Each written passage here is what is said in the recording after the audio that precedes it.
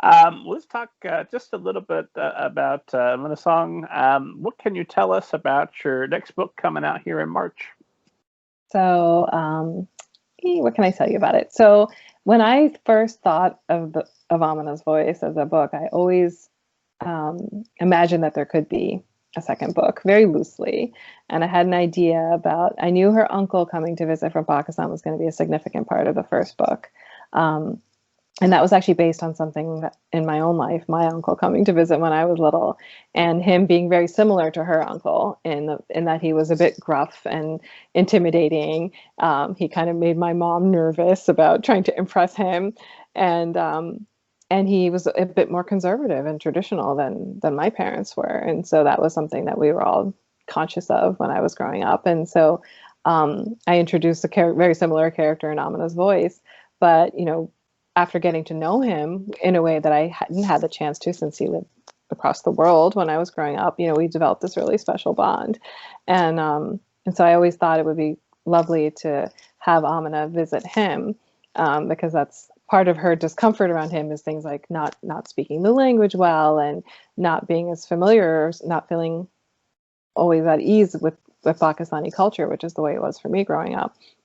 So I thought it would be so exciting to put her there, and have her try to figure out what that's like. And so the book really gets to explore her being there and then returning, and the impact that experience has on her when she's trying to view her life here with that new lens of having been in Pakistan and connecting with this family and experiencing what that place is really like, and falling in love with it and wanting to share that love with people back home, but they may not know how to receive that message or be very interested, or they have their own notions or preconceived ideas of what it's like. So she's trying to grapple with all of that.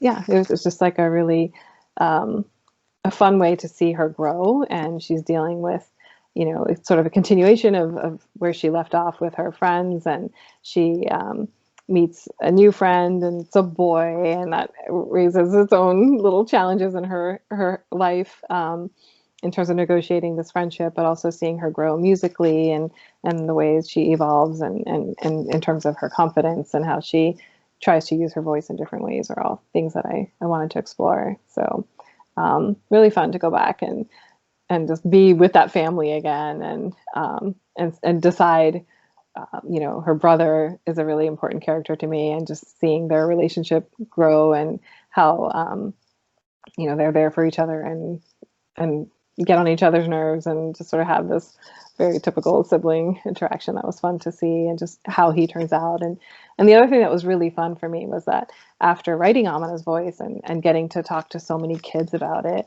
and adults and librarians and other readers, just hearing a lot of questions and things that I hadn't thought about, things that were very clear to me.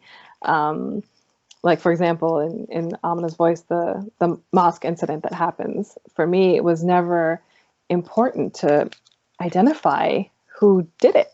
And I just thought, well, they're vandals, and a lot of times that type of thing is just never resolved. But I realized that for so many kids, that was this burning mystery that who did it. And when they had the chance to ask me, I was like, oh, right. I never thought about that. Kids have such a strong sense of justice, and they want to see it. So it was interesting to go back and sort of address some of the questions that I know kids had, or just things that they wanted to see, and to have had that feedback and to be able to go back and write it was really fun. And I'm hoping that they'll be satisfied. Well, we can accept this vagueness in life because we don't have a choice, but in fiction, by God.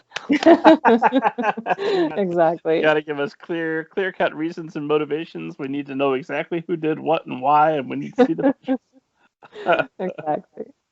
So Amina's Voice, Amina's Song. Will there maybe be a third book that we can tease now? And if so, where do you go from voice song? What's the third continuation of that? Oh, tell me, what should it be? It's crowdsource. I'm thinking about it. Amina's blog. There you are. Or podcast. Yes, exactly. It was funny when the book first came out. you know, a lot of people think it's Amina, and that's a very common way of pronouncing the name, Yes, that's the especially way the I've way. been reading it, and I'm horrified to hear No, myself. everybody does. Then don't be horrified, because I took out a line in the book where she said how people usually say her name versus the way she pronounces it. And it's very early in the book where she talks about how people always say her name wrong. And I had that in there. And for some reason during revisions, I took it out. And one of the things I beat myself up about, and one of the things I include in Amina's song, is a part where she corrects somebody who says her name wrong. And it's to the point where I'm always like, do I just say Amina? You know, should I? Initially, when I realized that everybody felt so bad when they heard me say it, they're like, oh, but that's who she is. I couldn't. And that's sort of just the Pakistani way of pronouncing this name. But when somebody who, I think I was at an airport or something, somehow it came up that I was writing children's books, or that's why I was traveling or something like that. And so somebody asked me, what's the title of your book? And I said, Amina's Voice. And he was like, oh yeah, it sounds, and he as he was walking away, he said, sounds ominous. And I realized that he thought it was Ominous Voice, which I thought, that's a great title for a book. So creepy, right? Sure. And so yeah, but it obviously wasn't. If there was a third book, I think it could work out really well, because in book 1 she's a 6th grader, and in book 2 she's a 7th grader. So I was just talking about how maybe it would be fun to see her go through middle school and finish middle school, and I kind of kept things a little open-ended in Amina Song for that possibility. So we're just starting to talk about it, and we'll see. I'd love to have there be a third. What I just heard is that you absolutely promised that there will be a third book. We can look forward to it in 2022. Mark your calendars, esteemed audience. I hope so. Yeah, it would be fun. It would be fun to see her continue to grow into the person she's becoming, and hopefully I can get more good feedback to use for the next one. So